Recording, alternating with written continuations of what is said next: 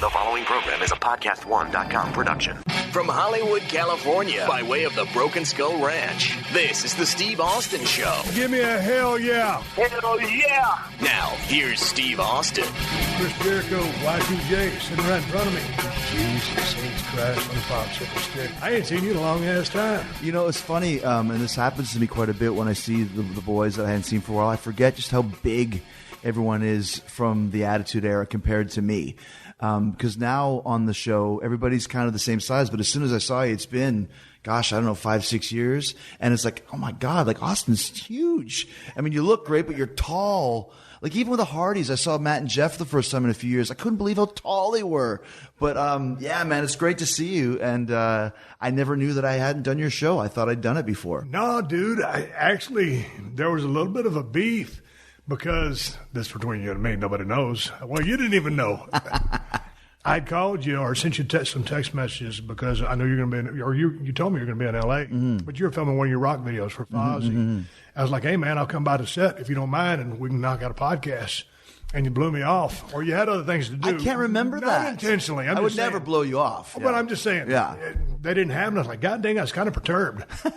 Because I was like, I did his first 2 shows. The guy's got it. You got to return the favor. You pretty much got me hooked up with the gig. I mean, you were the one who was the contact that took me there. So, like I said, I had thought for sure that I had done it. And when you said I still owe you one, I'm like, oh, man, this is a debt that has to be repaid. I know it is. It's one of those things where I'm so bad about holding a grudge. It's like, God dang, Chris kayfabed me on the show. I got heat with this guy. I don't even remember that I would have loved to have you come to the set. I'm not sure what happened. Maybe we were busy filming or something. Dude, you know how the boys get. I mean, it's half the time. It's interesting. I don't know how you are with this. And to everybody out there listening, we'll probably talk about wrestling in a minute. But it's always funny, there. Dude, when you get around the boys, sometimes you just want to catch up and just talk about shit. And Chris is over at the house for about 30 minutes. We was drinking coffee, talking about labs. I can't believe you got a silver lab and a black lab just like I got. I walked through your door, the gate that you have, and I saw the front door. I'm like, you got to be kidding me. I saw a silver lab and a black lab, and I saw your wife, and I was like, is that a silver? Oh, yeah. We just got them 2 months ago at the same time. So it blew me away. It's the exact same pairing, except for my black lab's a boy and yours is a girl. So we got that going for us. But, you know, it's like I'd asked you a couple times and you're busy or whatever, life happens. And vice versa. And, you know, so, but then it's also kind of like, you know, you do really well at spreading yourself around, and you're traveling a lot more than I am. So, and you get your rock and roll connections, you've got your wrestling connections, you've got those out there connections. Me, I really like talking to the boys. You know, I could spend a lot of time talking to some of these cats. I don't think every A-lister in L.A. is going to come over here to 317 Gimmick Street and shoot the breeze with me. Nor do I really want to shoot the breeze with them. But sometimes it's like, it's cool to ask somebody if you want to be on a show, but when you keep asking when they're a good guest or you enjoy talking to me, I feel like I'm imposing my friendship on them, or it's like, that hold up that crucifix because Dracula's there. Right. Well, it's one of those Are things. You like that? Or he's like, hey, man, anybody want to do it? I was just talking this morning to some people, and I was telling them I've become that guy that because I'm so podcast centric, I could meet. Like, for example, I did a show for TBS called Drop the Mic. It's like a battle rap show. And the host is Method Man from Wu-Tang Clan. And he's hey, Jericho, what a guy. I'm a big fan. So automatically, well, you should do my podcast. In 3 seconds of meeting this guy. And I think a lot of people would be very honored by that. And other people like, you just said, like, calm down, dude. Like, I just met you. It's like meeting a girl for the first time going, let's go make out. Like, I like to kiss. So I think, and I just get excited at the concept of talking to these different people that when am I ever going to see Method Man again? Right. You know, and it turned out a week later we had a show in Long Island. I went to Staten Island. I did the show at his house. We had a blast. It was a great conversation. But I always think in that way, and I'm sure it does turn some people off, and it has. But it's, I think for the most part, people enjoy talking to someone that they either respect. There's mutual respect. Obviously, Steve Austin asks, somebody from this generation to be on the show they're going to bend over backwards to do it because it's Stone Cold Steve Austin. So I think it's an honor for some people to do it, and maybe a little bit of a hardship, but if they really like you, they'll do it. Yeah, it is a funny thing because every time WWE, or most of the times when WWE comes through town, some of the guys or girls will give me a heads up they're coming through. Mm-hmm. And I knew Bailey was in town one time. She was working with her CrossFit coach. And I said, hey, man, you want to go over and do a show? And she did, because I really like her. I like Sasha. Mm-hmm. And they were coming back through town. I said, hey, you want to come by and do the show? And then so they did, and she had to go do a meet and greet. And so then I hung out with Sasha and we did a show. And I got to talk with Bailey for about 30 minutes, kind of a three-people conversation. Yeah. But it was like, she said, hey, man, it was good seeing you. And then she said, maybe like next time we can just hang out. And I was like, oh, yeah. I said, man, that'd be great. Or just drink a beer or whatever and just shoot the breeze. Because, things change when you hit the record button, Chris. Yeah. You can get some honest, come to Jesus interviews. Mm-hmm. But when you hit the off button, just like some of the stuff we talked about over at my house, some stuff you don't want everybody to know. You don't want everybody to know. But one of the things I liked about the podcast at first is it gave me a chance to, gave me an excuse, for example, to get together with my friends, this perfect example right now, to do a podcast. But at work too, I remember the first time I had Triple H on. I'd never talked to Triple H for an hour and a half before. Never had the chance. Usually he's doing one thing, I'm doing another thing. Maybe we're putting together a match. But to actually sit down and talk for an hour and a half, it was a lot of fun. And I like that about the people that I know in bands, behind backstage wrestling. But even we all grew up, for example, fans of the Fonz, Henry Winkler. I got invited to do a Comic-Con, and I don't do them a lot, but I always said, who else is on the show? If there's somebody else on the show that I want to interview, and you can get me an interview with that guy, I'll come do the Comic-Con. And Henry Winkler was on. I said, I want Henry Winkler, and the guy was able to work it out. I got a chance to sit down with Henry Winkler for 45 minutes, like my childhood hero, and Paul Stanley too. Those two guys were right up there for me, and Hulk Hogan. And to sit down with these guys and actually talk to them one-on-one, undivided attention. Nobody's coming into, we got to do this. That to me is the best part of podcasting. I would almost do it for free for those reasons. Yeah, and that's cool when you mention people like that. But when people from our business, it's like, if they're currently in the system and employed, you're kind of a free agent. Mm-hmm. But someone that's, so there, they're in the trenches. Yeah. Well, if you ask Big Show, because I talked to him on the podcast, on the Stone Cold podcast, he'll straight up tell you, I ain't being buck worth of shit, and get away with it. He don't care. Yeah. Right? And but you just can't do that. But you can't say that if you're, Bailey, for example. I mean, you got to watch what you say because they're watching you. You know what I mean? At all times, even if you don't think they are. Well, they're listening. They're watching. They'll find out. The boss will find out. And I often wonder, it's not even wonder, I'm sure it happens, where he probably gets a report every day. Here's the social media report. Here's the Twitter report. Here's the podcast report. This person said this, or that person said that. I don't know, but I would think, whenever we were in Madison Square Garden back in the day doing house shows, and Vince would always go to the Garden, and sometimes he wouldn't be there. Yeah. I'm sure he was always there. I'm sure there was times he was hiding up in the rafters like the Phantom of the Opera, watching the show to see how the guys worked when they didn't think he was there. That's an interesting concept. And I even said that to him once. I said the same thing, used the Phantom of the Opera, and of course he gave me the Vince laugh and kind of just didn't answer and walked away. What's the Vince laugh? Phantom of the Opera. And that's it. Yeah. There's no answer either way. I'm like, okay. And it's like that. I don't know for sure, but I'm sure they have people who are watchdogs. Because you get some of these guys that go on and they talk really bad shit on Twitter, which is the worst place you can do it, thinking that no one in the company is going to read it and go, you know what? If that's the way you feel, then go away. Right. Let's see what happens to you, buddy, It was interesting when I'd been trying to get Gallows and Anderson to be on the podcast. Mm-hmm. And the time they were set a couple of months ago, man, Gallows got stranded, and just because they live in different locations. Yeah. And so he got stranded, and it blew the podcast off. And I'd been really wanting them on the show. Finally, they made it. And I said, man, if you guys want to sit down, have a couple of beers or whatever, and I'll have some of my beer. But what do you guys drink? Because you might not like my beer. And they said, well, Bud Light. So I had a case of Bud Light. I had a case of Miller Lite, on backup as another flavor, some Broken Skull IPA. Rocky Romero was here with Gallows Anderson. And I'd never heard any of you guys' podcasts, but I heard they were like a riot. And I guess you guys, I don't know, was it them that invented the term? Well, it's been around forever. Talking shop. Yeah. So anyway, I was like, you start off with some ABC shit, but I knew it was just going to be a laugh fest. So, man, those guys were absolutely awesome. And so that was the case where on my Unleashed show, which is unfiltered, uncensored, anything goes, it's like, okay, it's cool for me to be as profane or whatever as I want to be, but I don't know that because you guys are in the PG system, what your language parameters are. Of course, one thing after another, dude, this whole table, I took a picture on my Twitter account. It was a case and a half of beer, Broken Skull IPA. Rocky Romero was drinking my beer with me, and those guys were just drinking, reading novels like it was water, and it was Katie bar the door. And that was an awesome success. I said to both those guys, because I just met them when they came to WWE, I think in 2015 or 16, whatever it was. I said, I thought for a long time that I was the biggest piece of shit I'd ever met in this business. And then I met you two guys. And now I know I'm not the biggest piece of shit in the business. But those two guys, we had so much fun because they go back to the days of when we were talking about how it was for us, when everybody was super crazy and a lot of it was dangerous because there's a lot of drugs. These guys are not drugs, it's drinking, but they have so much fun. And that to me, it was so much fun to be around them and be on the road with them.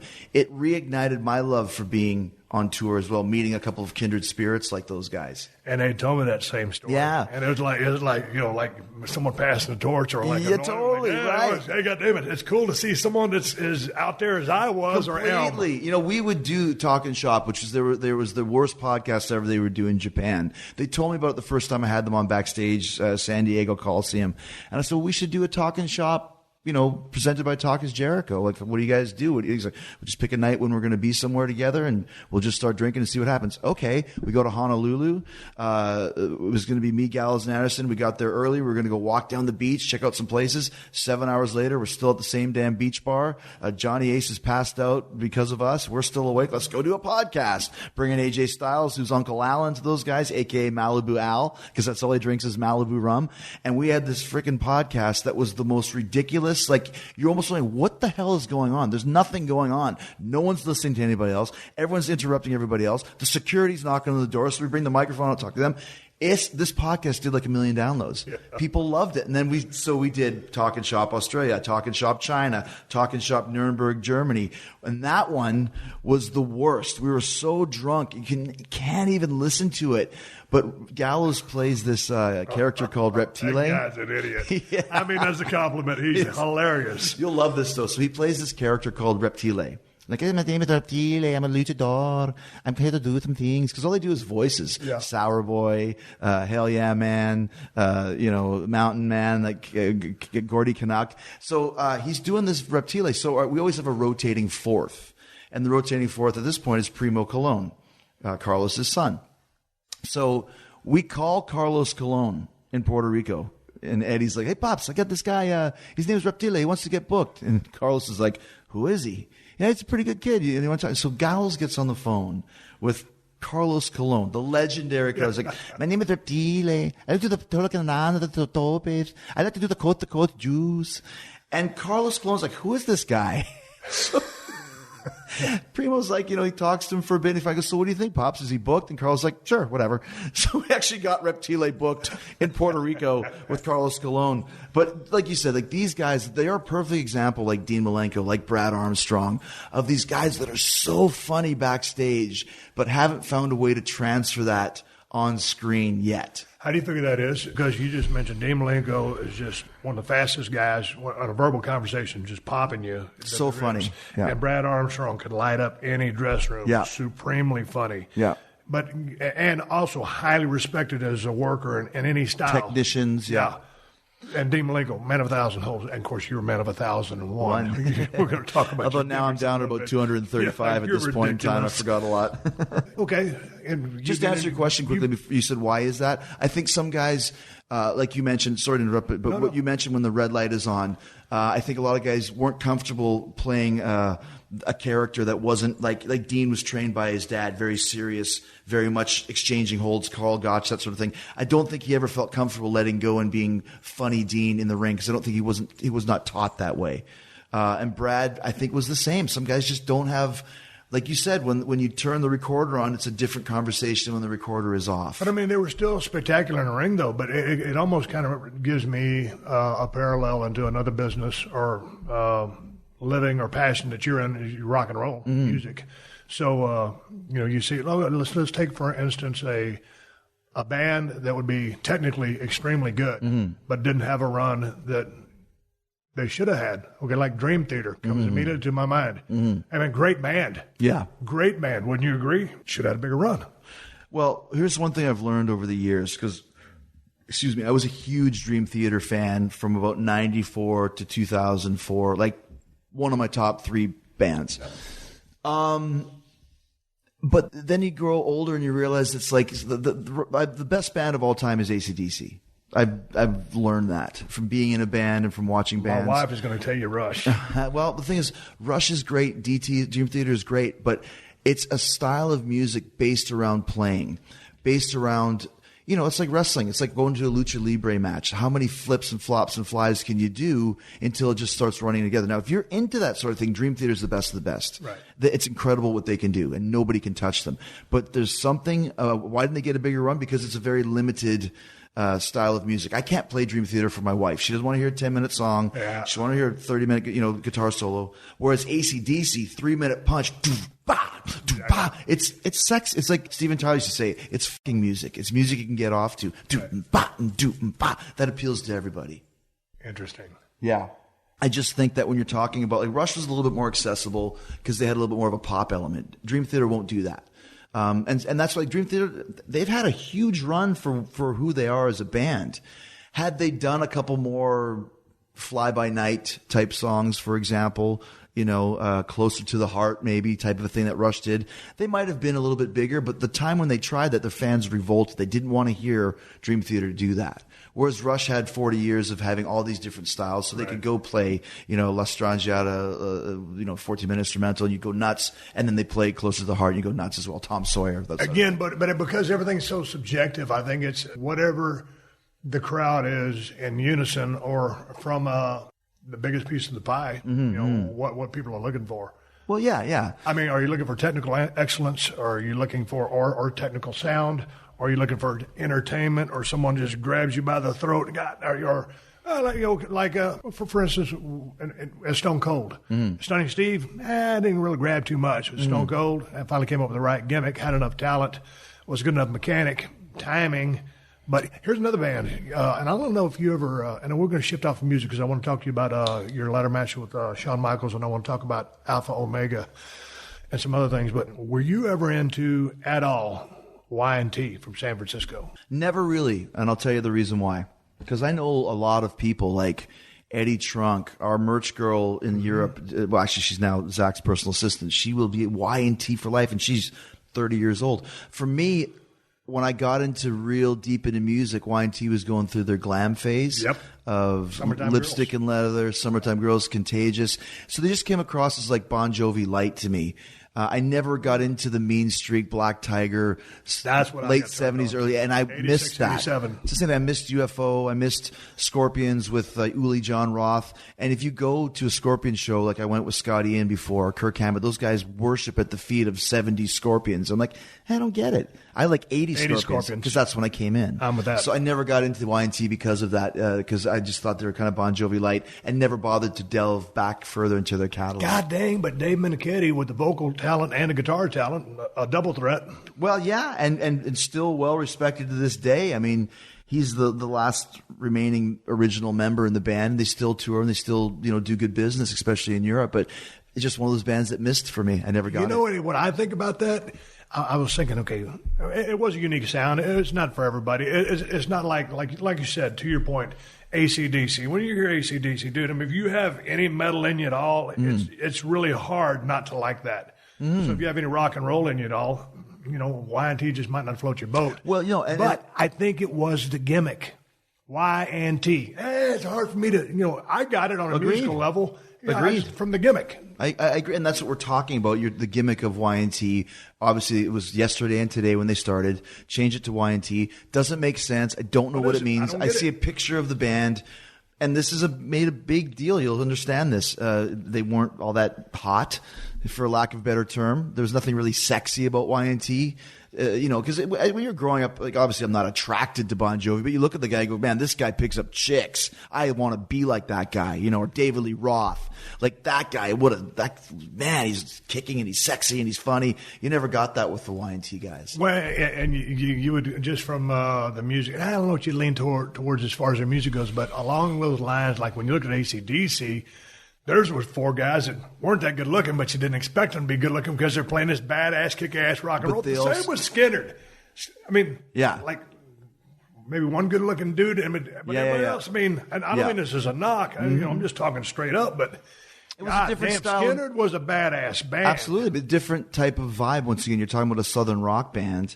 They're not like Y&T's in the gene pool competing with Bon Jovi, Motley Crue, whoever else was hot at the time. Leonard Skinner's southern rock. They should look like they're from Florida, from the bayou. AC/DC had the biggest gimmick of all time, Angus Young. Yeah. And then throw in Brian Johnson with the hat. That's 2 gimmicks for the price of 1. Right. So there's something about them you can latch on to. And I've found that over the years is that you always had, and especially a band like Y&T, once again, it's hard to be a great front man when you have a guitar. Now, Paul Stanley's the best at it. James Hetfield's right behind him. But you got to be a huge personality to be a front man and play guitar at the same time. And that's another thing that hurts that band, too. Okay. And duly noted. What about a front man without an instrument? Best front man? Yep. Oh, my gosh. You have to go with David Lee Roth, Freddie Mercury. Okay. I'll throw Bruce Dickinson in there from Iron Maiden. Yep. Those are kind of the 3 that you had to put Freddie Mercury in there because I was going to say absolutely he's got to be either 1 or 2. Absolutely. David Lee Roth, his rap wasn't that great, but he fit the part. He had that vibe, and the stuff that he got from because he got his routine from. Who's the guy? There was a southern rock. Oh, it's Jim Dandy. Jim Dandy. Yeah. He kind of stole his gimmick, right? Yeah. He kind of the same vibe. But Roth was almost like a stoner. He was like Spicoli in Fast Times in that his rap wasn't great, but just the way he delivered it, Well, one of the things about that guy was that when he was doing interviews, he was so out there and so, Jesus Christ. I mean, he's articulate in his own way, but highly intelligent. He can ramble and he can get out there and he's full of himself, but God dang, is he interesting? Yes. And that's I know you didn't like the episode, but I loved your episode with Roth because he was just being Roth. And I know that you were trying to ask him certain questions, but I enjoyed it because I got Steve Austin talking to David Lee Roth, 2 very iconic characters in their different worlds colliding. I thought it was great. But you know what? As you know from doing all your podcasts, as long as you've been doing it over 400 episodes, it's so much better when you're talking to someone in person. Yeah. So was that over the phone with him? Yeah. Oh, well, dude, and this was way back in the day when this was in a glass studio where you could see everybody. Like if this room was glass, you could see everybody else working in different cubicles. Right. There's no atmosphere. There's no vibe. I think he's in New York City at the time. I'm in L.A. It's hard. I got all these notes. I mean, I didn't even know my producer. I was green.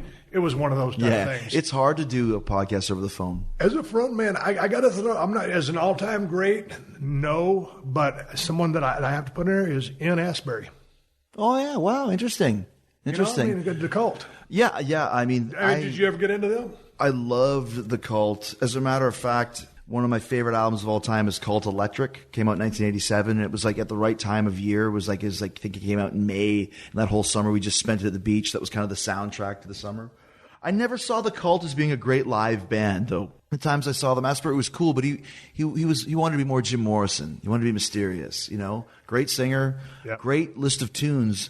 But as a band, they never grabbed me as being super exciting. And I get that. But for me, from not being a concert guy, I think I've been to, 10 concerts in my entire life. Oh, dude, my first concert was Axe in Heaven, probably before your time, and they were opening for Motley Crue. Wow. And I know we're going to do a podcast together. We're going to talk about music. Right. But when I was growing up, my dad was in a country and western band. He played lead guitar, and he sang. So, dude, I couldn't sing even then.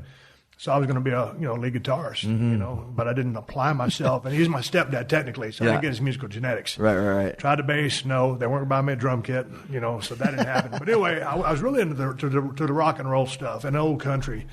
My brother Kevin, who's 10 months younger than me, this is when Motley Crue first came out with "Shout at the Devil," and he goes, "Hey man, check this out." And I was like, I went into the Crue because I never heard of them, but this is before I went to the concert, obviously. And I looked at the cover. I said, man, pretty good-looking chicks in a manly kind of way. I didn't know that there was guys. I remember looking at Vince Neil on that cover and going, how can that chick be so flat-chested, and how can they let her be on the front cover with no shirt on? Because he looked like the hottest chick, but his chest is hanging up, but there's no boobs, you know? I mean, Motley Crue are going to be, one of my favorite bands of all time. I can put them up there, and, they had a great run. Right. The Steve Austin Show. The Steve Austin Show.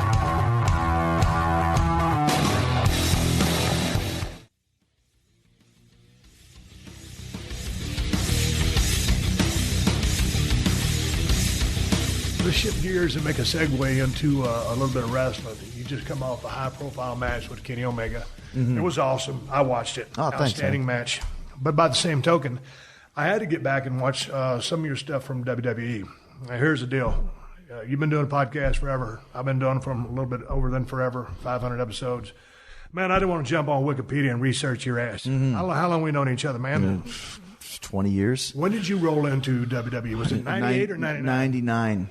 99. Okay. I met you a couple times before that on the plane one time, and you gave me the all-time greatest line of all time. Was I a dick?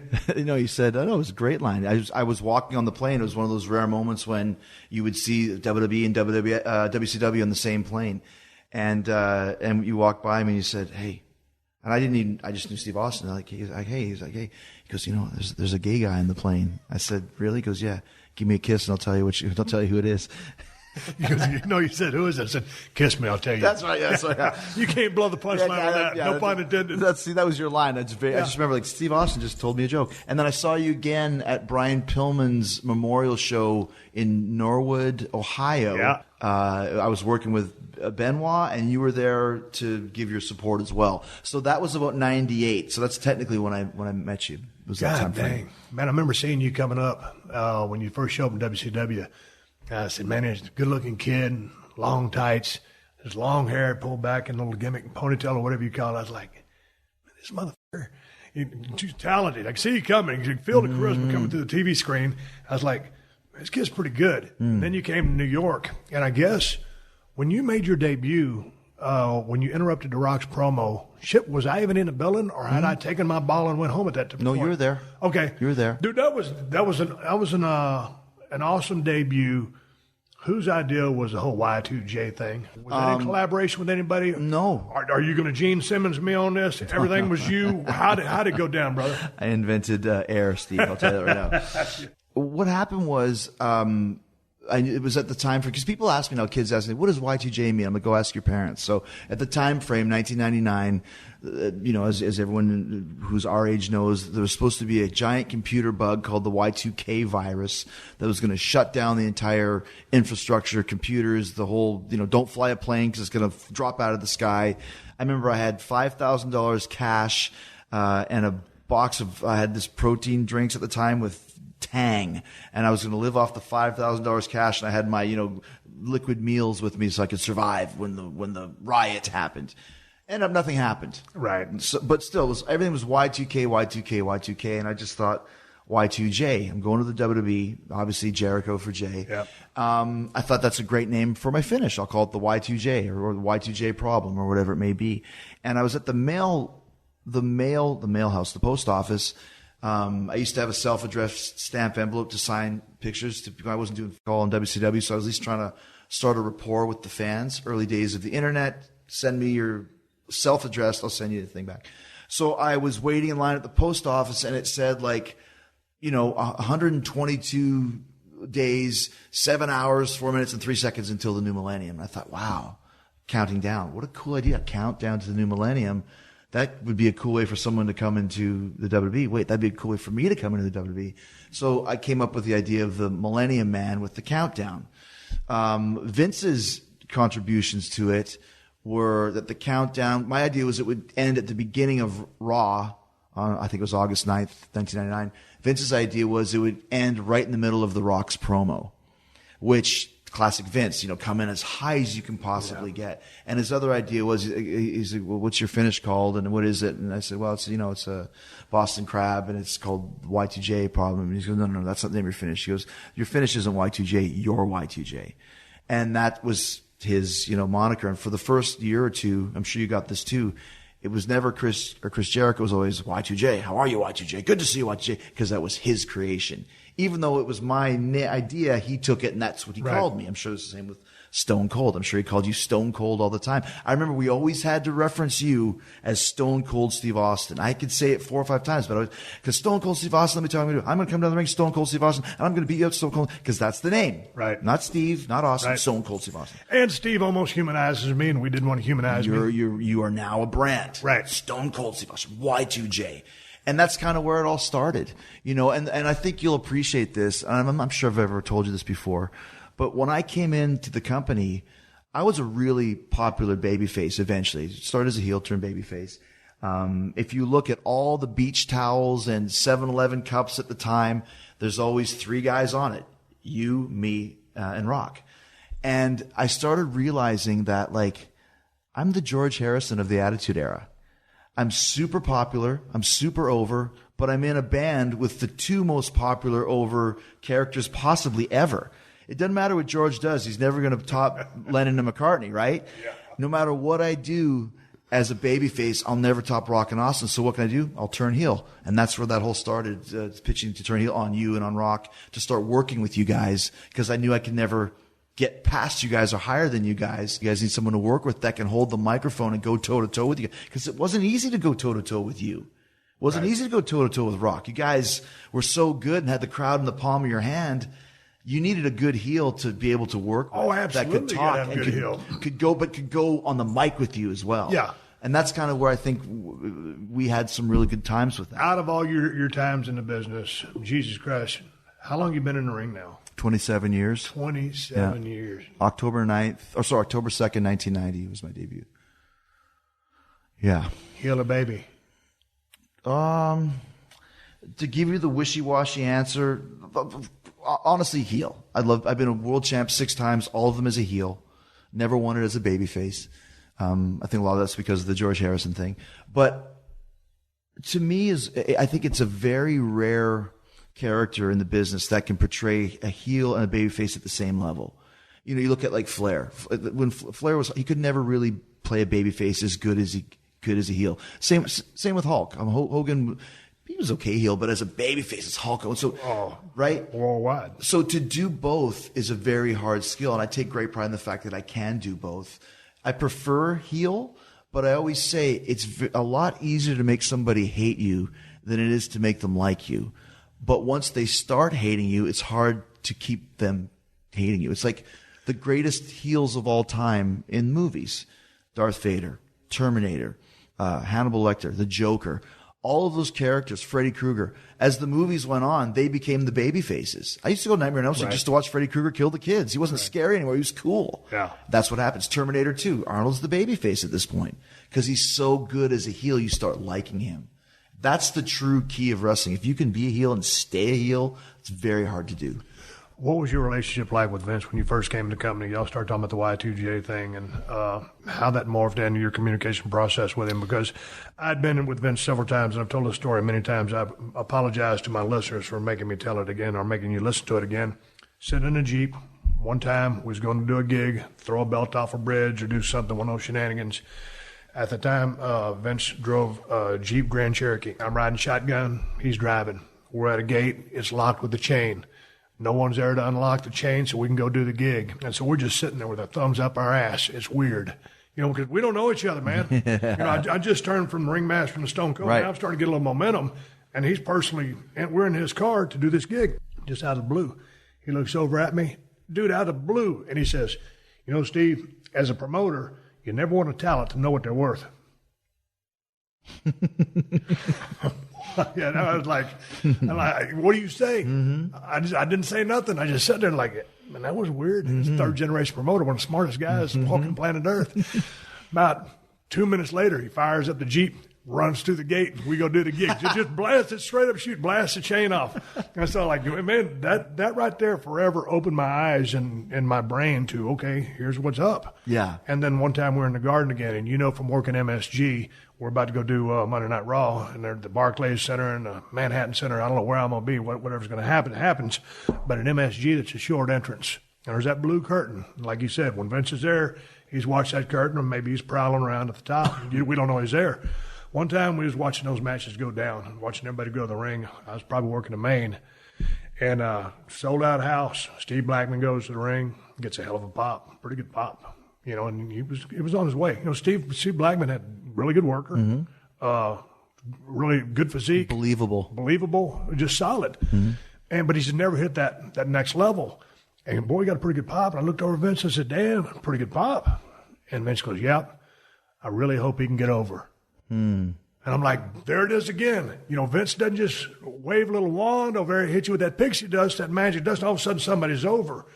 So how was your meaning? Vince don't just come at somebody.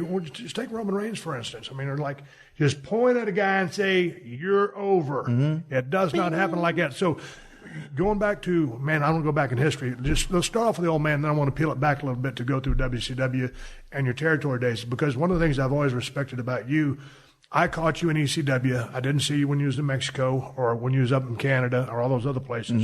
You got over in ECW. You got over in WCW. You got over in WWF. You got over everywhere you went.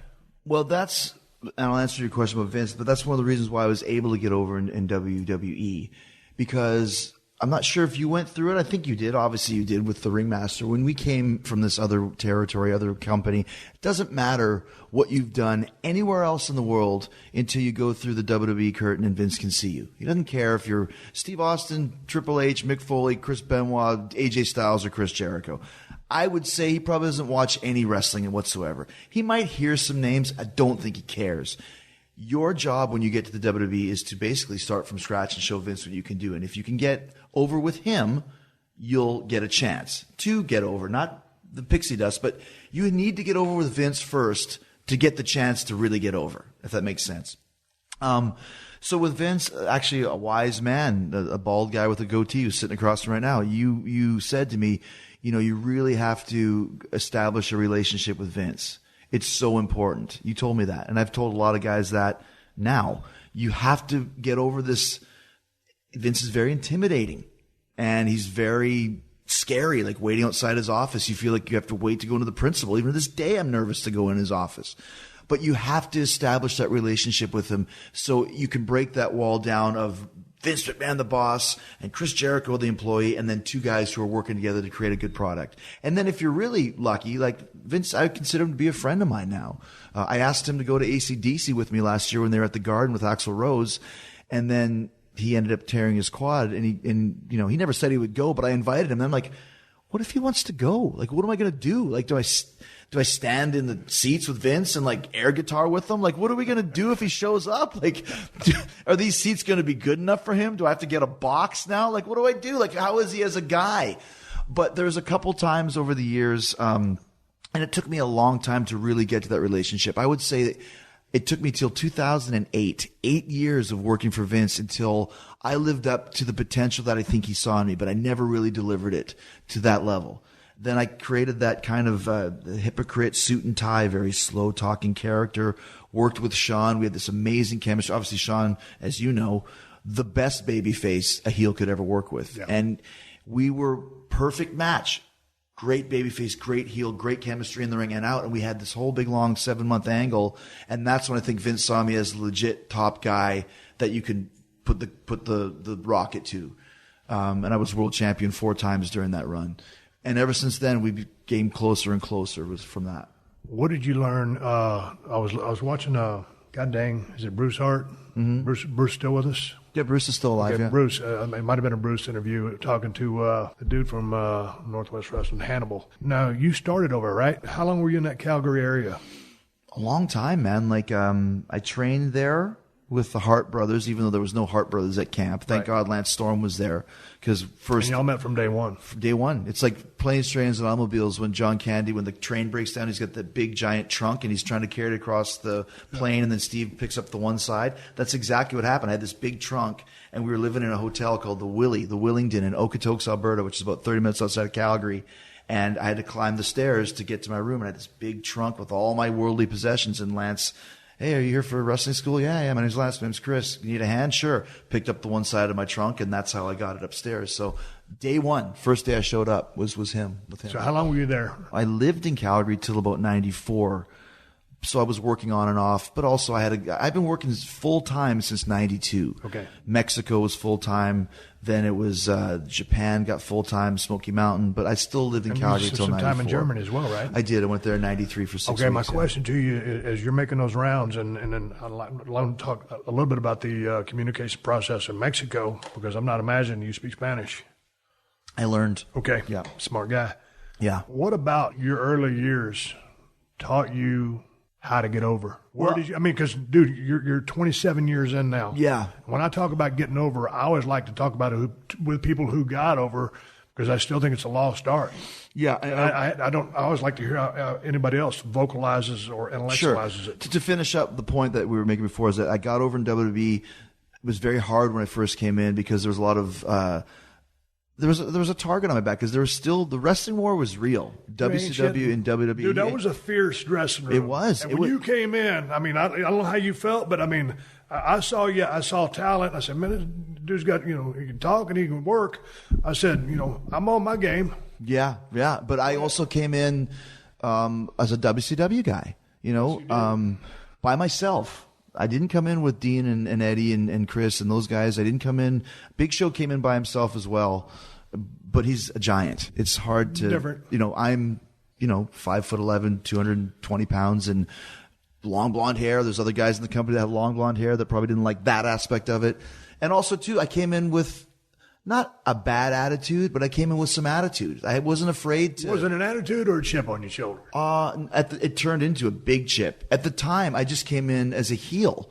So I had no problem. I didn't know that you weren't supposed to talk shit about The Undertaker in a promo or talk bad about Steve Austin in a promo. That's what heels do to babyfaces, right? But I learned very quickly that's not what heels do when they first come in. I had no idea. Nobody ever taught me anything about that in WCW. They didn't even tell me how to bump and feed a comeback. I worked WCW 3 years and had no idea what that even meant, as crazy as it sounds right now. Long story short, I eventually got over because I'd been over everywhere I'd ever been to for one reason and one reason only.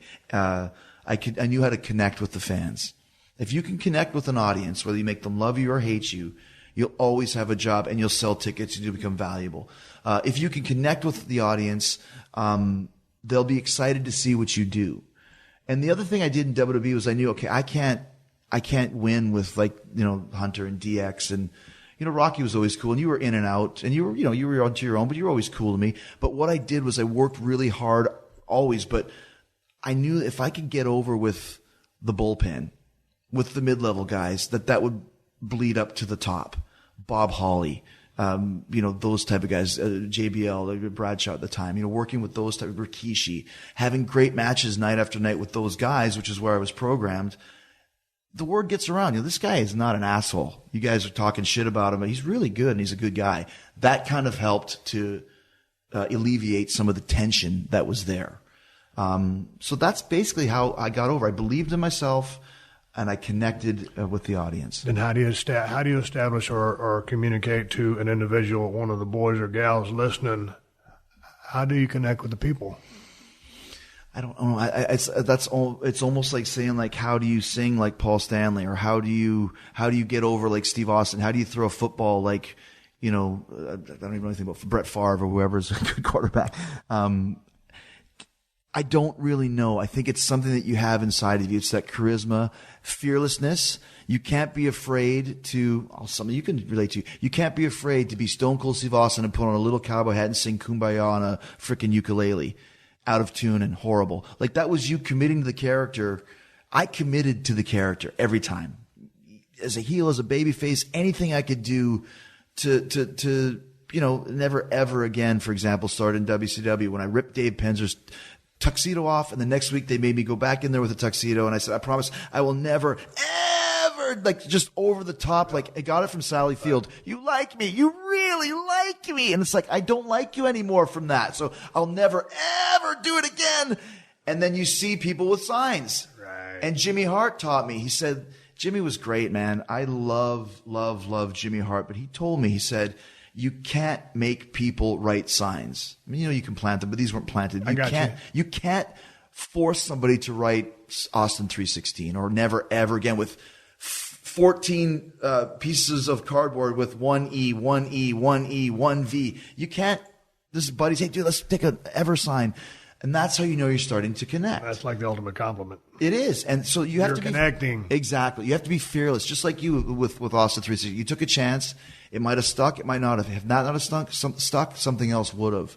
And I always laugh because I have so many kind of, let's say, hits for catchphrases. If I was in a rock and roll, well, I am, but like a hit with Ayatollah of Rock and Roll, a hit with Chris Jericho. But there's been some misses. I remember that I thought Razzle Dazzle. That's going to be huge. That'll be the next catchphrase. I got a little razzle dazzle, razzle dazzle, and then just die to death. And the other one was get it, got it, good. And I would say get it, and the crowd would say got it, and then I would say good. I tried it a couple times. It sucked. It stunk. You had one. Do you remember? I'll tell you one that you had. Which one was it? I'm going to put a little stink on it. What? I'm going to put a little stink on it. Oh, you know. You went through the phase. That would be your thing you would say every time. Before what? I'm going to put a little stink on it. And then I'm going to put a little stink on it. And just kind of like, man, when you throw out a turd, it humbles you. It's just sinking feelings like, goddamn, I can't let them see me. I'm not going to let them see me sweat. But inside, I know this shit ain't working. But you got to try. But you got to try. And that's the thing. Like, you got to be fearless. The old saying is like, the only failure is not trying. But a lot of people in the business are afraid to try. And also at this point in time aren't given the option to try.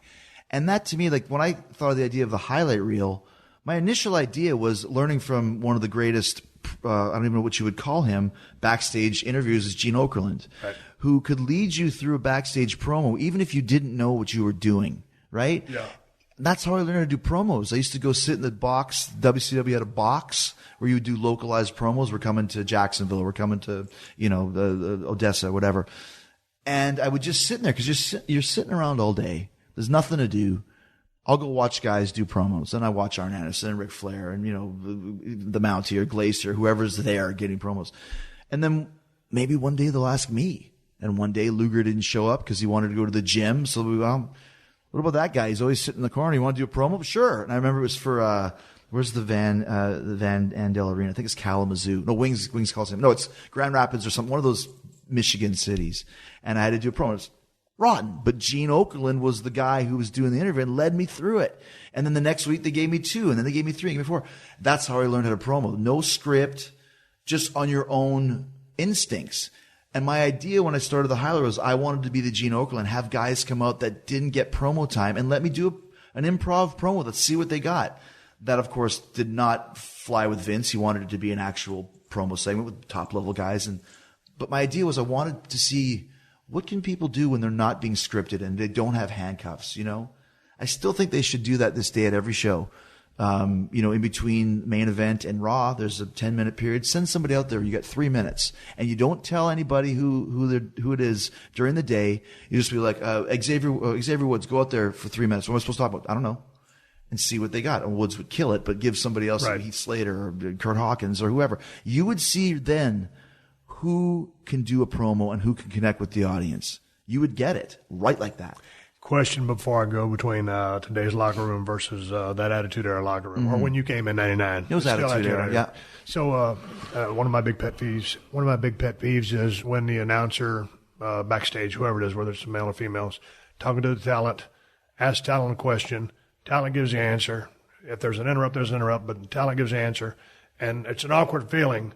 And then all of a sudden, it's back to Michael and the guys at the desk, and the camera stays on the interviewer who's got this awkward answer, or there's been some intended, you want there to be some heat there, and all of a sudden it's just an awkward reaction to the person that's part of the broadcast team. It'd be like Aaron Andrews not throwing back to the guys calling the game. What are your thoughts on that? Because I think I think whether it's a male or female, they should throw back to the announce team, because I don't think the heat, the point, or anything goes anywhere, because I'm so focused on that weird look that the interviewer has on their face. And you can't look at the camera, so you're kind of just staring off into the distance. Yeah, I mean, I don't get it. Well, I mean, and I don't have to tell you this, and Pat Patterson said it best. It's like, it's Vince's ice cream shop, and sometimes he likes chocolate, and sometimes he likes vanilla, and sometimes he likes neither one. It's his ice cream store. That's the way Vince wants it. In Vince's mind, that's how he wants it. So you have to work within those parameters. Do I think it's good? Not necessarily. I think the backstage interviewers now, could they be, and I say this respectfully because I know they're just doing what they're told, could they be more robotic? I loved that. I know it's 80s wrestling, as Vince would say, but the Gene Okerlund and Lee Marshall as well, who's passed away since, they were great. They were great at it because they would have some energy, and like Gene would be, oh, what are you talking about? You can't talk to me like that, Bobby Heenan. Oh my God. And they would throw back. Right. There's a lack of energy sometimes to the show when you don't let people be themselves. Like, I'm a ham. You're a ham. I will scenery chew worse than William Shatner if you let me. But even if you don't, there's still a way to captivate, even as that quiet talking heel. If I talk quiet, everyone has to shut up and listen to me. I remember sometimes I do promos like that, and people in the crowd would be like, we can't hear you. And then I'd go even quieter. Then you better fucking listen, man. And that's like one person captivating a whole arena of people. I find sometimes that guys aren't given the opportunity to take that ball and run with it because it's very regimented. The regimentation, or I just feel like there's a kind of, everybody's walking on eggshells these days just because there's nowhere else to go, and everybody's just micromanaged to a degree. And I'm not indicting the system. Hell, I'm going to be up there on Monday Night Raw for the 25th anniversary, but it's just one of those things that just kind of, man, from back in the day, when I came in as a ringmaster, and I knew it was a suck-ass gimmick, right? But, hell, I had a wife, 2 kids, log cabin on 10 acres. And shit, I got to pay my bills. They're going to take all my shit from me. Right. So I go up there. I'd already went to visit Vince twice. I knew they didn't have anything planned for me. I just didn't bring me as a mechanic. So, shit, I never came. Then finally, after I busted my arm, went to ECW, got under the learning tree of Paul Heyman. I said, okay, it's time to go. Vince said, oh, goddamn, pal, we'll bring you in, $1 million champion, Ted DiBiase is your manager. And I love Ted DiBiase, right? Of course. So anyway, I came up. I knew that wasn't going to work after 6 months. And so that's when, whatever, started thinking about it and, drinking beer, whiskey, whatever it was, watching, television, came up with the Stone Cold persona. Anyway, whoever came up with it. And that was my name. And when I went out there and, I remember Scott Hall came up to me and he goes, because all of a sudden it was on the, backstage. Remember they used to have boards there, so-and-so versus so-and-so. They still do, yeah. They still do. So, Razor Scott sees that now I'm called Stone Cold Steve Austin. He goes, Stone Cold, man, what's that all about? And I was like, I didn't really have a definition of the gimmick yet, but I had a sense of where it was going to go and what I could do with it. I said, oh man, just give it time. I'm telling you, it'll work. Just watch.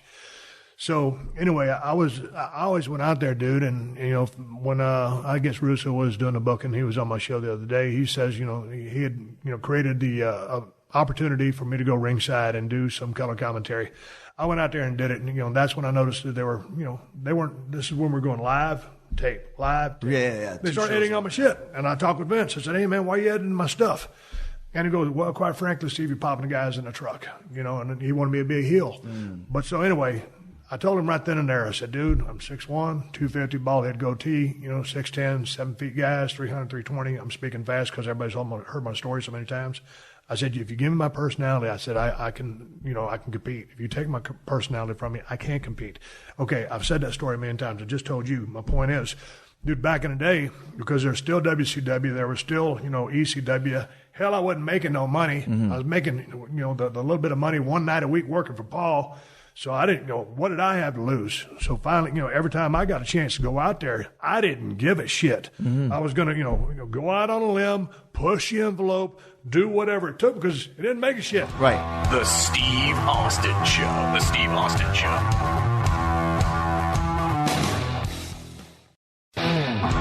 The Steve Austin Show. The Steve Austin Show. And it's funny because I just did this in Japan with the Alpha vs. Omega Loved thing. it. Where, thank you, but the angle beforehand in Fukuoka a couple weeks before, then the press conference, then after the show I did another press conference. Yep. I didn't care. I was like, I'm not a big dude, but over there I'm a big guy. And I was thinking, I want to be like Bruiser Brody and Stan. I want to scare these guys, like these reporters and shit. They don't deal with that nowadays, but there was no rules. I was swearing. I was, during the match, I grabbed the camera and took a picture of me flipping the bird to the crowd, took pictures of it. Put that in the magazine, which like I came across as this like lunatic who would do anything and didn't care, ripping up reporters' books and yelling at them and, throwing tables, and threw a garbage can full of like cigarette butts in water on one of the reporters from Tokyo Sports. He got covered in like cigarette butt water. But I'm like, I don't care. I'm doing it. And everybody's flipping out, Jericho, Jericho, Jericho, Jericho, because there's no restrictions. And like you said, I didn't care. I might never come back here. I want to have some fun. I want people to know I'm different from any other foreign guy or any of the Japanese guy. I don't give a shit what the rules of Japan are. I don't care what we went to a press conference in this very nice hotel, like, don't throw anything off. If the table costs $1,000, I'll pay for it. But you're going to sell tickets because of it. And it was really, what's the word I'm looking for? Gratifying. And, whatever, there's a word for it, where there was just this freedom after 17 years of having to have stuff approved by Vince or agents or whatever. I didn't have to have anything approved. I could do anything I wanted. And what a cool feeling that was. As far as the match goes, and I saw the build-up stuff. Liberating. That's what I was looking for. Sorry. Liberating. But I don't know if you remember the conversation. I told you, I said, dude, to me, you just look free out there. Yeah. I said exactly that. And that's what came across to me. I said, dude, he doesn't give a shit. He's not being held back. He can do anything he wants. He's not. That's it. And like I said, there's not like, there's a kind of a misconception in WWE that you get held back. And it's not getting held back, but there's certain rules that we have to abide by, because that's it's a corporate company now. There's no juice allowed, no chair shots. And thank goodness for that. I mean, I sent you that GIF a couple months ago of you just wailing guys with chair shots. Did you think of how we used to do that? Mm-hmm. And you took them too. That was just part of the business. And to look back at that, it's so barbaric. It's like we're stabbing each other with maces or something. But there's certain things you just cannot do in the WWE. Correct. And to have the restrictions to do whatever you want, like, okay, I want to go through a table. Let's do it. Let's put up a chair. It's a no DQ match. That's why I wanted no DQ. Didn't want to bury the referee, even though everyone else does. I wouldn't feel good about that. So we had the permission to do it. Let's use it. And not having to get it approved was kind of a cool feeling. But there being, with the rule system being in place that is there now, there were rules back when I was running wild over there, right? Yeah. But you just push the envelope due to whatever the rule structure is. Mm-hmm. But just because, here's the thing, when you are limited, physically or from a standpoint of picking up chairs, tables, this, that, or whatever, dude, I mean, you've seen matches inside the squared circle where no one left the ring, and a summit just either goes haywire or goes off, or the baby's got so much fire, or that heel's such a piece of shit, or that mean streak, or whatever he's doing within, I'm talking about today's system. Yeah. You can get over. I mean, it's all about, and I was just like someone asked me the day, it was a whole different conversation, but I said, man, you got to be a fighter. And whether you're a heel or a baby, you got to be a fighter to get over. I don't mean to segue out of it, but people say, could Stone Cold Steve Austin get over in today's WWE? Absolutely. Hell yeah, he could. Absolutely. Hell yeah, same rules, same guy. That's something that, like, I know Batista said something at one point of, like, it would be hard to get over him in the PG-13 environment or something along those lines. Dave's a great guy, and I disagree with him because he could get over, because a good worker is a good worker. And I don't care if it's Attitude Era or PG-13 or ECW or Lucha Libre. If you know what you're doing, you can incorporate any style or any rule that needs to be done and still get over. It's easy if you're good. I had no problem switching from Attitude Era to PG-13. Zero. Stop saying son of a bitch. Stop saying jackass. All that sort of stuff. And it wasn't that hard because I know what I'm doing. It's not bad. But it's also, it's delivery. Absolutely. And not everything is content. Not everything. You ain't got to go out there and recite a Rush, lyrics to get over. Yeah. And by the same token, in the structure of a match, you don't got to do a million moves and a bunch of whirly gigs and flips and shit off the top turnbuckle to get over. You don't. And just to go back to what you're saying, and this is just something that I always have noticed. I don't think I've ever told. It's not really much of a story, but I remember I was in a tag team match one time with Undertaker, and he was on the apron side while we were getting heat on whoever we were getting heat on. And a couple of false tags, and he couldn't get in. And at one point, he jumped on the floor He grabbed some water. He poured it over his head. He hit the damn steps like bam, bam, bam, bam. He looked like he was going nuts. And I was like, people loved it because who did that?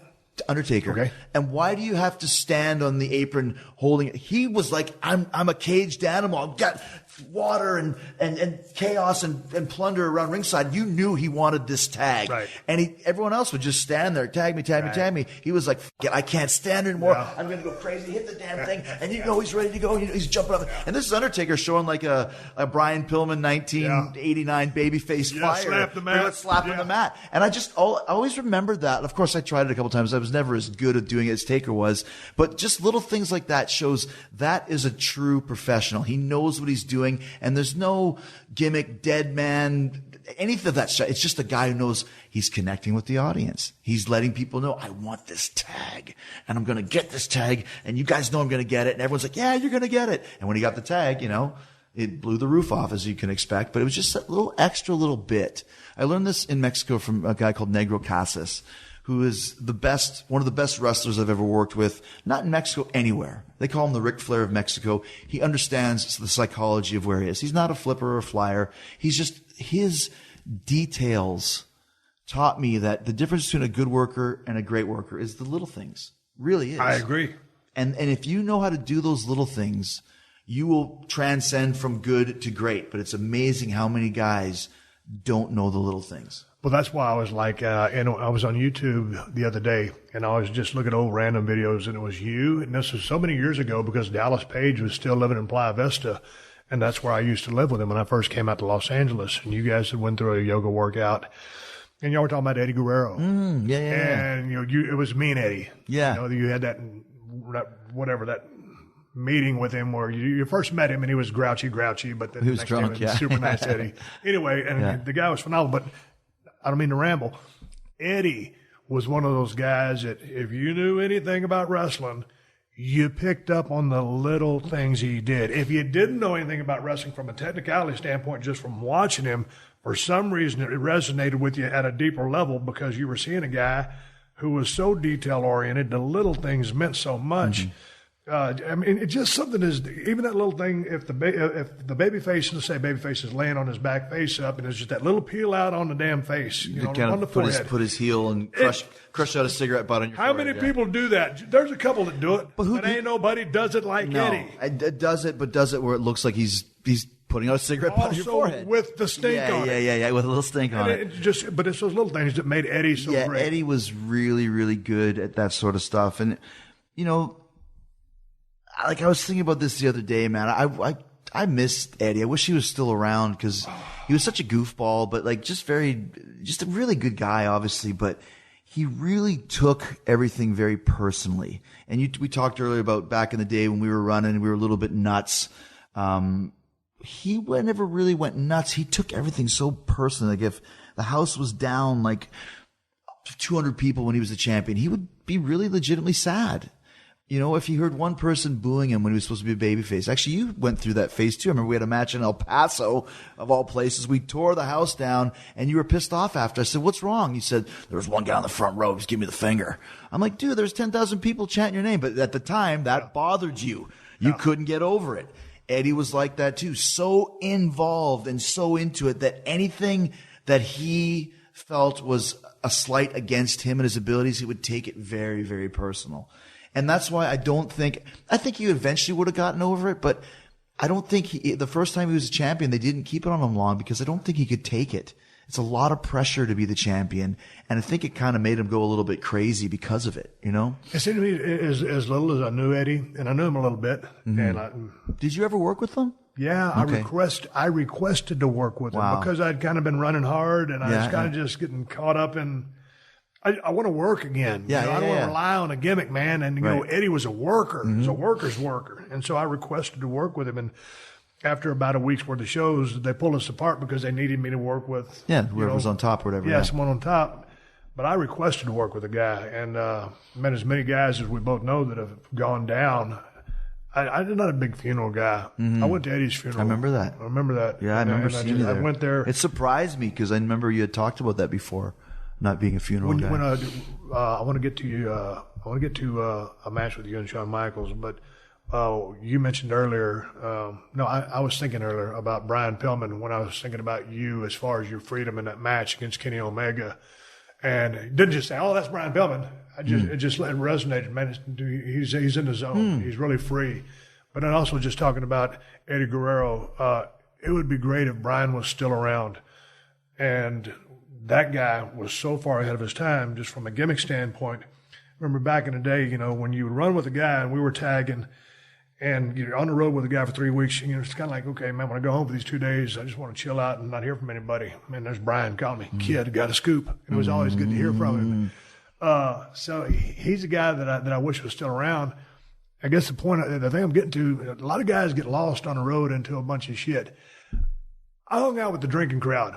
I kind of was the drinking crowd. If it wasn't nobody else, that's just kind of what I did. How did you get away or stay away from just the gamut of pills that a lot of guys fall into? Because some of the guys that I've talked to, survivors like Del Wilkes, the Patriot, guys that are telling me, man, I'm taking 40 to 60, Oxycontins Gimmicks, or Percocets or whatever. I'm like, I don't understand that. I don't know how you do it. I mean, because back in the day, dude, a couple of pots of coffee, 2 bikes, I'm done. That's it. And I didn't take any pain pills if I was hurt. I mean, when I broke those bones in my back, I had a doctor, shooting me up with Toradol before I went out there every night. My point is, I just didn't go down that road. I didn't get lost in it. How did you stay away from it, or did you not? I don't really know the answer to that. I just know, like, when I grew up, the 80s, I started wrestling in 90. This might sound really dumb, but whatever. At the time, it was really still say no to drugs. That was what was hammered into our heads when I was in high school, a teenager. Yep. Say no to drugs, don't do drugs, don't do drugs, don't do drugs. And some guys that I knew smoked a little weed and stuff, but I just never was interested. Don't do drugs. I don't want to do drugs. Why would I want to do drugs? And I just never started with that. I never did any of the pills, even back in Calgary and Mexico. Guys that I would hang with would be doing all the pills. I just didn't. I don't know why. I still to this day, I've never done cocaine in my life. Never. I just never had the desire to, for whatever reason. Dude, out of all your years in the music scene that you're involved in, touring with Fozzy, worldwide, wrestling, there was a couple of stops where there would be, there would be the guy with the gimmicks. I went through I did shrooms and that sort of scene and that sort of thing, but I just never, for whatever reason, but I just liked having a drink, and the guys that I ran with just liked having a drink. I remember Raven will tell you this too. We used to have this gang that we called us the Drunken Four Horsemen. And it was me, Raven, Kurt Hennig, and Mongo McMichael. Now, I don't know if Mongo and Kurt knew that was the name, but it was always the four of us hanging out. We were called the Drunken Four Horsemen. That's what me and Raven called each other. And there was never drugs with those guys. It was just drinking. Here's how you gargle Jack Hennig. Here's how you gargle Jack Daniels, kid, and fool people. You let it dribble out the side of your mouth and let some other sad sack gargle Jack Daniels, which will kill you. Anybody that's listening, it will kill you. Like, it will get you super drunk. And McMichael, I remember he broke his arm one time and he drank a bottle of Jack and started hitting his broken arm. Listen to this. Hitting his arm on the damn table. Like, what are you doing? Oh, it doesn't hurt. Those were the guys that I had fun with. So it was never a pill atmosphere. And for whatever reason, and then when I got to the point where I didn't have to worry about peer pressure or anything, I just made the decision. I'm not going to bother. I'm not even in ECW. Nobody ever approached me to do it. I don't know. It just never kind of came my way. I remember, just to finish off, when I did break my arm in Smoky Mountain Wrestling, and I broke it earlier in the day trying a shooting star press, because somebody, Ultimo Dragon, convinced me I could do one. And of course, I had no idea what I was doing. Tried one earlier in the day, broke my arm, went to the hospital, came back. We had a big show. It was the semi-main event of this sold-out thing that Cornette had. It was me and Lance against the Heavenly Bodies, Jimmy Del Rey and Dr. Tom. I worked the match with a broken arm. Dr. Tom, they were taking one-arm body slams from me. Those guys were so good to do that for me. But I remember they gave me some pills, whatever the pain pills were for having a broken arm, and I didn't take them. I remember Brian Lee was really concerned. Are you okay, man? Are you all right? Did you get any pain pills? Yeah, here, take them. So I had a broken arm and never took pain pills. Who does that? A plate in my arm. You can still see the scar to this day. Just decided I'm not going to do it. I'm not going to fall down that path. So, and here I am. That's good for you. Yeah. I'll tell you what, because there was a lot of shit going on back in the day, and we had our stops. It was a good time. One last Kurt Hennig story. The thing with Kurt was when he was in WWF or when we were in WCW or vice versa, whichever one. For some reason, Kurt was a legend. Yeah. A living legend. Among the boys, he was just beloved because he's always in a good mood. Yeah. He's always up to hijinks. Smiling, he was a world-class worker, highly charismatic, a ton of fun. If he was having a bad day, I don't think anybody would ever know. Yeah. But when you cross paths with Kurt, you had to do a shot of Jack with him. You had to gargle it. That was the rule. And so, man, I'd be, like it happened to me twice. I'm walking through an airport, man. I got my sunglasses on. I'm pretty haggard. And, there's Kurt. Got to gargle a shot with him. Come on, have a shot. Yeah, that was the deal. Yeah. Hey, before we leave, because I know we want to do your podcast, I want to leave time for that. That match with Shawn Michaels, it got match of the year. It was a ladder match. It was in 2008. What was that, WrestleMania? Or no, it was No Mercy. It was in October of 2008. Jesus Christ. I probably remember watching it back in. I don't know if I'd taken my ball and went home because I wasn't even on the card. I was on the card. I don't think you were there at the time. But Jesus Christ, I watched that match before you came over, before I scanned through some of your facts. But real quick, on a comparison, that match, Kenny Omega, obviously two different things. On your list of accomplishments, well, I know you're proud of the fact that you drew money in Japan, buy rates, subscriptions, and all that with Omega. Yeah. But that drew money too. Jericho, but I just thought, the way you. I listened to you earlier with Bully Ray. I was like, okay, I didn't know if you had a grudge or a chip or whatever. No, I was like, because this was that ladder match was so awesome. Up until the Omega match. And it's still, I don't know, but if people ask what's your favorite match, I would always say the ladder match with Shawn. There's a lot of reasons for that. I think, this is being completely biased, but also just saying how I feel.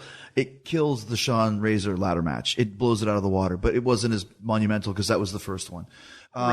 Another reason why I love it is because it was the culmination of a 7-month feud that was supposed to go one day. It started when Batista and Shawn had a match, and I was the guest referee, and the idea was Shawn would hurt his knee.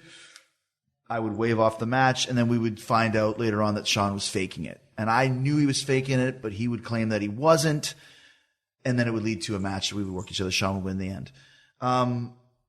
But Shawn is so good. His original idea was there'd be some kind of a finish, and then we'd have a match. And then Shawn was like, no, this is we can do something with this. We'd worked at WrestleMania 2003. You and Rock worked that night in Seattle.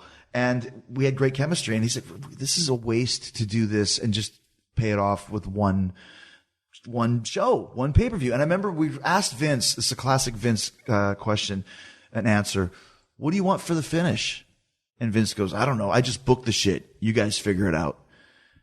All right. And then Shawn came up with this idea where he tweaks his knee. I believe him.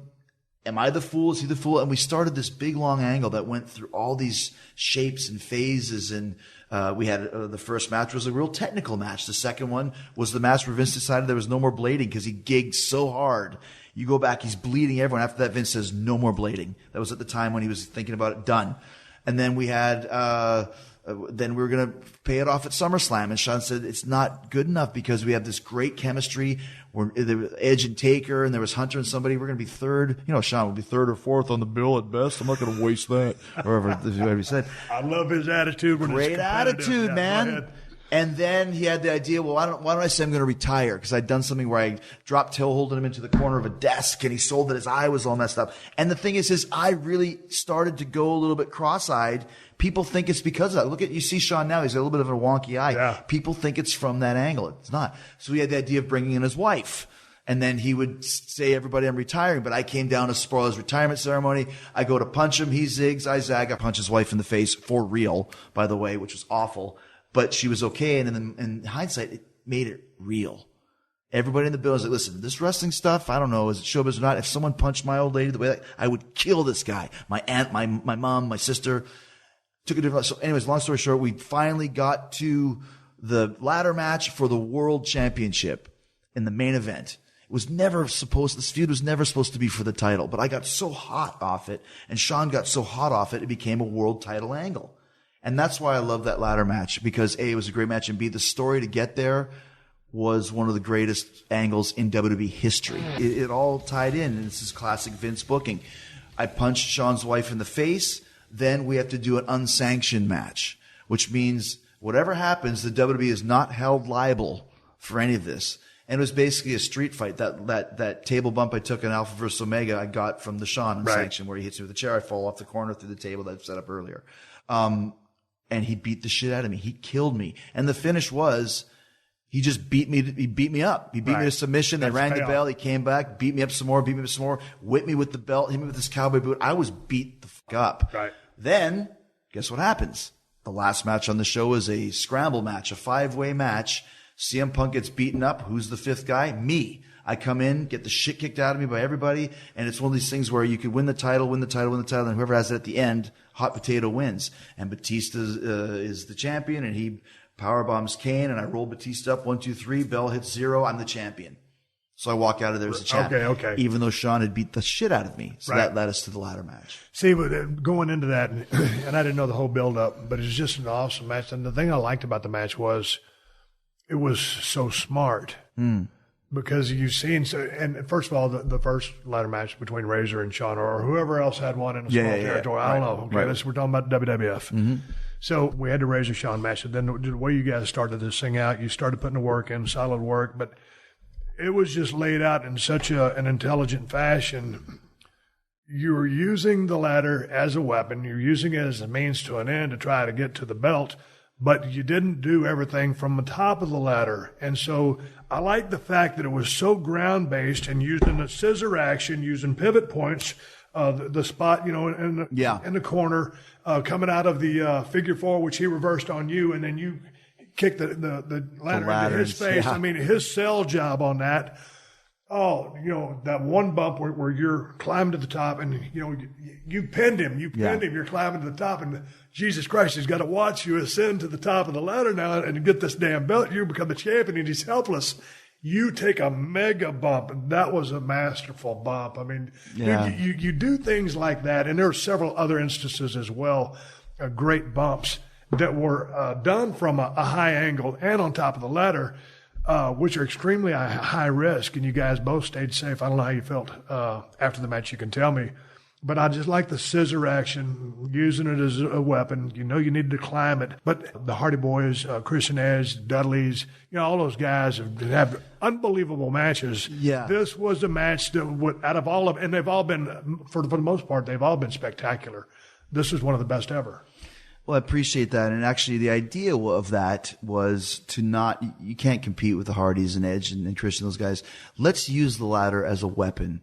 It's something that actually, there's another great ladder match I had against Benoit, Royal Rumble in New Orleans, 2001.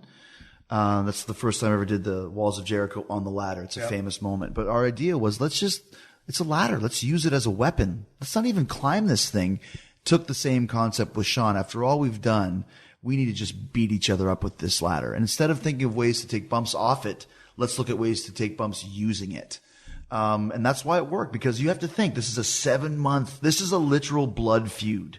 Like, even at the unsanctioned match, even though he beat me, Shawn was still crying at the end because he still couldn't erase the pain he went through from punching his wife.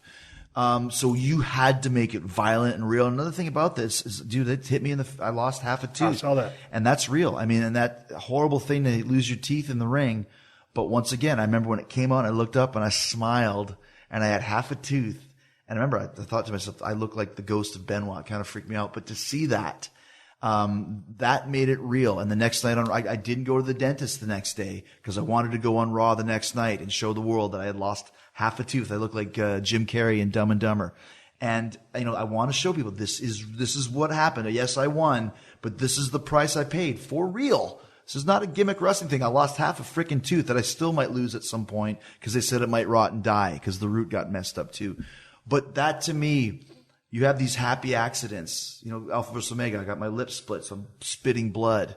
It just makes it that much more. It's the classic Austin Brett double turn. If you hadn't got the color on that hold when he had you in the sharpshooter, it wouldn't have been the same. No. And obviously you did that getting color, but still, it needed it. The half the tooth, the whole thing, it made it a classic match with all of the elements that happened in spite of the match and because of it.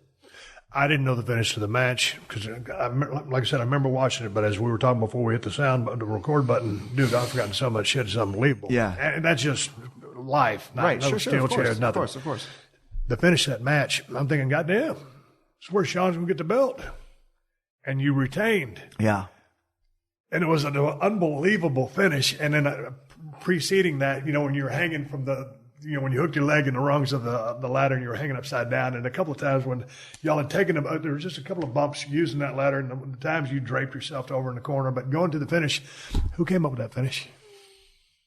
I can't remember. Dude, because you started sliding down that thing. Yeah, he's gonna let go. We were having a tug of war for the title. He had one end of it, I had the other end, and we were both pulling. I almost fall down, and then I kind of come up and push it into his face, so he gets hit with the belt. He falls off. See, the thing I loved about this is that Sean and I worked together to come up with that whole angle, with Brian Giewirtz, as you would call him as well. And Michael Hayes, and then Vince was involved too. But every week we'd show up. Where are we going to go with this? There was never a 7-month plan. It was a week by week. What can we do this week to make it cool? So Sean and I worked it's like Lennon and McCartney. I don't know what part of the song Paul wrote, the song Lennon wrote. It was just a team effort. So I'm not sure exactly who came up with it. But I do know at that point in time we were both, what about this? How about that? What about this? How about that? So it's probably something that both of us came up with together. I would say that was probably a little bit more Sean, because as you know, Sean was losing, so Sean was always going to make sure he's coming up with something that's great. He's not just going to fall flat. Oh, yeah. Especially at the end. Because he cares. Because he cares. And once again, he's losing this big blood feud that was involving his family. Yeah. So it was just, once again, that's the thing when you do ladder matches now. So much stuff has been done. What can you do that's never been done before? And just the psychology and the drama of that. Like, that's what I loved about that. One more little thing is we had a ladder match, Money in the Bank ladder match last year. I think at SummerSlam or something. It was me, Owens, Zayn, Cesaro, Del Rio, Ambrose. That's a good match. It was a good match, but here's what happened. Those guys started getting so obsessed with, like, you got to get powerbombed on the ladder and you got to fall off the top of the Titantron, because if we don't do something cool, no one's going to buy it. And I just sat there listening, and I threw in, and finally at one point I just went, it's like Tom Hanks, Captain Phillips. Hey, I'm the captain now.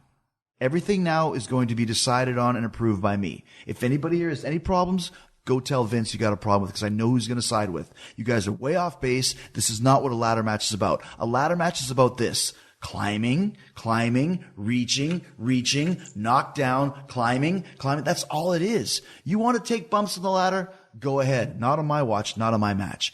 And we put it together using the drama of the ladder match, and it turned out to be a hell of a contest. It was a great match. And afterwards, I remember Sami Zayn was like, man, you were right. It's like, of course I'm fucking right.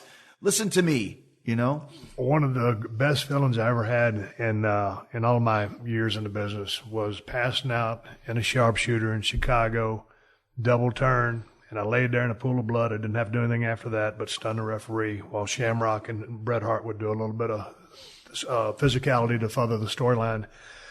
And I remember just laying there in a pool of blood, and I was just like, God damn, man, we just hit a grand slam. Mm-hmm. No, shit, man, there was 5 people on base, not just 3. That's kind of, and I was just laying there. When you guys both tumble down, and it's over, and everything comes across. I mean, I love the match because the calls were protected. The calls that were made are all protected, but there wasn't a whole lot of communication. Everything was tight. Everything looked great. Everything came off like it should have, or if it didn't, you covered. What are you feeling at the end of Alpha Omega when that's over? What are you feeling? And you drew money. You fill that house up. Or your sense of satisfaction from an accomplishment standpoint. Shawn Michaels, ladder match. You're laying there. The match is over. Well, I know what it was for me. What are you feeling? I mean, I've always been the type of guy where as soon as the bell rings for the finish of the match, I know if it was good or bad to me. I don't need anyone else to tell me. I don't have to go on social media and look up if it was good or bad. I don't need, everyone wants, a compliment from, let's say, even Vince. Oh, sure. I don't need it. I know if he says it's great and I didn't believe it, I don't care. If he says it sucked and I thought it was great, I can only judge what I feel. But there's those certain nights, and it's something that we all tried for in the business, even with Fozzy, when you do a live show. You hit the jackpot only once in a while. And that's why it's a special night. And both those matches were very special finishes. Now, the Shawn one was a little worse because I had half a tooth and I was still spitting out pieces of my tooth. So you don't even think about that out there. You just think like, wow, what a match. What a great contest. Amazing. The Omega one, I think, I played real pitchman in that. I wanted to sell tickets. And everything I did leading up to it was selling tickets, selling subscriptions. So the match is almost like, okay, I'll worry about the match when I get there. But when the match is coming closer, now I get that nervousness because, I'm 47 years old, right? And there's a lot of experts going, well, he's never going to keep up with Kenny Omega, and they're not going to even do anything. It'll be smoke and mirrors, and it'll be fine. But come on, Jericho's 47. I don't think that I'm 47. I never feel that way. I never realized it. I said, 47? Who, me? Let me check my driver's license. Wow, I'm 47. But I know who I am as a performer. And once again, I came in, we met up a couple of days before. I came in with the finish of the match. I came in with the beginning. Kenny had the whole middle. We had a couple little details, switches and stuff. We left. A couple of days later, it was the show, changed a couple things. And I knew it was going to be great because of what was set up. What you don't know is, once again, the middle things, grabbing the camera, sticking it up. There was one point where we were going to do a move. Someone else did it earlier. Let's just think of it out there. Kenny puts the table on me, jumps off the scaffold, gives me a double foot stomp on the table. That was just all improv. That stuff makes you like, when you improv and it's working, you get off on it. Now, it's the Tokyo Dome, so the sound goes up. I don't know, like people aren't reacting to it. And as a performer, it's like, man, this is good, but the crowd's not really into it. You watch it back, they're going nuts, but you can't hear it in the ring. It's like a WrestleMania in a stadium. So I knew it was good at the end, but I didn't expect it was going to get the type of reviews and feedback that it got. But just on a personal level, like you said, before all that shit comes in, I mean, you went out there, you gave everything you had, and everything comes out aces. Mm-hmm. I mean, to me, the same thing with 17 with Rock and at the Astrodome. 25 minutes was a heel turn. I beat the fuck out of him with that chair, and good color and all that stuff.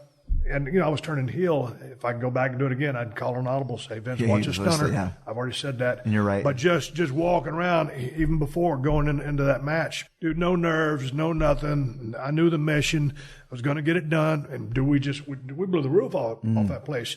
But that, laying in that pool of blood, or just do it in any house show, but on the biggest stage, like the stage that you were just on, to me, dude, the satisfaction level, when you've crushed it, validates all the, first of all, we love to be on the road. We love to be in the ring, but all the bullshit that you go through. But man, to be out there, to be able to perform, do something that you love, and then to crush it is the best. It's the best, but world. It's funny. And this is something that Ken and I were laughing about when we talked about it the next day. There were some things in the match, I don't even have to tell you, that didn't go the way they were supposed to. And that's what you focus on. Because you don't know, like, until you see it back, and it's like, it made it even better. Yeah. But at the time, you're like, where the fuck was the referee? What the fuck was he doing? So I'm always thinking about that. But then when I came through, and actually the first guy I saw was Tiger Hattori, longtime New Japan referee, one of the office guys there. He came up to me, he was almost crying. That was so good, man. Thank you, man. I'm like, really? You thought it was the best match? Like, really? Wow. And then someone else comes over and someone else. I'm like, these guys think this is like the best. And then Meltzer, this is the best match of your career. I'm like, wow. So now I'm feeling even better about it. But when I came out of it, I enjoyed it, but I was too busy thinking about the things that didn't work, not realizing that in retrospect, it made it even better. But I knew what we had, and I knew I'd never touched Kenny except for that beatdown in Fukuoka. We never had a match together. I never had a match with Shawn Michaels before WrestleMania 2003, whatever number that was, 1819. Sometimes you just get in there with somebody and you got that chemistry, and it's just easy. Everything of the match was smooth. It was crisp. Like I said, man, I can't even think now anything that I would change. There's one thing that I would change, but that's just being a real super stickler. But other than that, it was a great night. Before we ride off in the sunset, I know you're out here in Los Angeles promoting something. So I wanted you to talk about what you're out here promoting. Yeah, man. And also talk about where people can find your podcast. Yeah, it's so there's a show that I did called But I'm Chris Jericho. And I came up with this idea back in 2005 when I got burned out from wrestling. I left. And I came out to LA, not to become a movie star, but to study acting. And I would go into these auditions where there'd be like 15 people that looked kind of like me, and you'd be doing one line for CSI Sheboygan, like, these pretzels are making me thirsty. And then they go, okay, thanks. And I'd be like, that's it? Like, I'm Chris Jericho. Like, I have a fan base. I have a name value. They didn't give a shit. Yeah. They didn't care. And I was like, what would happen if I got blackballed out of wrestling? and I had to get into acting, and I had no steam, and I had to start from the bottom. So I came up with this idea, but I'm Chris Jericho, and kind of a Curb Your Enthusiasm style Seinfeldian type thing where I'm playing myself, an exaggerated version. But what would happen if I got, like I just said? So it took me 8 years to sell it, and I sold it back in 2013 to a Canadian company. And it did really good. Won a bunch of film festivals, won LA Film Festival, won one in France. And we had a bunch of momentum. And then that's it. It's done. About a year ago, CBC, who's the biggest network in Canada, called me and wanted to do season 2.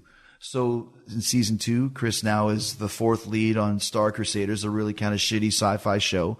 But he's still pissed off, an over-exaggerated prima donna version of myself. And it was so much fun to play because I can play a real dick it's like Archie Bunker. I always get screwed in the end. Yeah. And I mean, we had Kevin McDonald and Scott Thompson from The Kids in the Hall. We had Andy Kindler from Bob's Burgers is in it, and all these great performers. And it's really, really funny. And I had a really good time doing it. And because it's fun to play a version of yourself that you don't usually get to do. People think, Chris Jericho's going to be the hero, and he's got to be. No, this is the opposite. He's just a prima donna, always kind of angry, and it's just a really fun show that gave me a chance to, as you know, we love comedy. Gave me a chance to show this comedic skills that I've learned over the years on kind of the big screen. So when's that going to be on? It's on right now. It's ButI'mChrisJericho.com, season 2, and if you go there, you see season 1, season 2, and season 1 is like 10 bite-sized episodes, but season 2 is a story arc. You start at the beginning, go all the way through to the end. So it's been a big hit, man. Like I said, it's a good way to kind of do something else other than just always wrestling and rock and roll. Dude, what's that? What happened to There's Nothing Happening Here? What's it called? Nothing to Report? Nothing to Report. Jesus Christ. I called you. That's so... It was I loved it. It was so hokey. It was wonderful. Same idea. Because there was nothing going on. In the same vein, that was two cops on a stakeout where nothing ever happened, just kind of talking about their own personal problems. That should have went somewhere. Dude, it was for Comedy Central, and it was right when their whole infrastructure kind of went to shit. We got caught kind of like, they switched bookers right in the middle of it. Hey, buddy. Callie's making an appearance here. Your black lab. Maybe smells my black lab. But we wanted to do something with it. It did so good, and Comedy Central just kind of dropped the ball on it. But it's fun to do those things. And the thing is, nowadays with digital, it's on demand. People it's like, is it on TV? It doesn't have to be. Right. You watch it whenever you want. So but I'm ChrisJericho.com. Check it out, and you'll have a couple laughs, and it's a lot of fun. All right, man. You got your podcast. You're done 2 a week now. Yeah, 2 a week. Talk is Jericho on the Westwood One radio network, which is really cool. Just made a move over there. And, still doing the same thing I do. Keep it diverse. Something that you said when we first started doing this. Like, it's not my competition, and what I want to be is Corolla and Joe Rogan and Hardwick and those guys. And that's kind of the shows that I do. Some weeks it's wrestling, some weeks it's rock and roll, some weeks it's comedy, some weeks it's paranormal, whatever I find interesting. So it's been going really good, man. And last question, what's up with Ozzy? Are you on the road making music right now? Well, Judas went top 5 for 10 weeks. Biggest hit of our career. I just found we sold like over 100,000 singles, which is this day and age might as well be like 1 million. Second single is Painless. That comes out this week. It's already gone top 40. I'm hoping that goes top 10, maybe even top 5 again, number 1. We go out with Steel Panther in Europe January 28th. And then we play here in the States February 20th. We're doing the Whiskey here on March 10th. No shit, dude. Give me a yell before you come into town, because I'll come check you out. Come join. It'll be fun. We'll do a podcast. There's got to be a deal. It's like Bailey said. Let's do a deal where we just hang out and shoot the shit. We've done the podcast now. You're going to do mine after, now we got the podcast out of the way. We can just hang out. We got the podcast out of the way. Callie's ruthless. We're going to try to keep her silent on yours because you actually are professional. I don't really give a shit. It's all for free. Chris Jericho. Awesome guy. We're out. This has been a Podcast One production. Download new episodes of The Steve Austin Show every Tuesday at PodcastOne.com. That's PodcastOne.com. All month long on Pluto TV, stream the biggest Tyler Perry movies free. Watch your favorites like Medea's Witness Protection and Medea's Big Happy Family. Join Tyler Perry as he goes on a couples retreat with Sharon Leal in Why Did I Get Married? Or Idris Elba and Gabrielle Union in the Tyler Perry directed film Daddy's Little Girls. Plus, Pluto TV has hundreds of channels with thousands more movies and TV shows. Available on live and on demand. Download the free Pluto TV app on all your favorite devices and start streaming now. Pluto TV. Drop in, watch free. Yo, what's up, guys? This is NBA champion Bobby Portis of the Milwaukee Bucks. Bobby Portis and the Bucks. Inside, Portis for the slam. Here with my brand new podcast, Keep It a Buck. Each week, me, AB, and Barrette. It's your boy Blessed Up AB, man. They call me Baby Tay, they call me Red Tay, they call me Barrette. We'll be talking to special guests from fellow athletes, celebrities, and friends from all walks of life. And you know we'll keep it a buck. So you saying you better than J. Cole? J. Cole. Cook J. Cole. J. Cole, nice though. My floater is Hall of Fame. Knocking your game. They got to watching guys like Chris Middleton and Giannis, like watching these guys like 300 makes a day. Not, and I'm not talking about just shots. Makes. It just ain't gonna come just because you dreaming about it. You gotta actually make it into a reality. You gotta speak it into existence. You gotta make your daily deposits every day. Ooh, lunch meat. Download new episodes of Keep It a Buck every Thursday, wherever you get your favorite podcasts. Keep it a buck. Peace.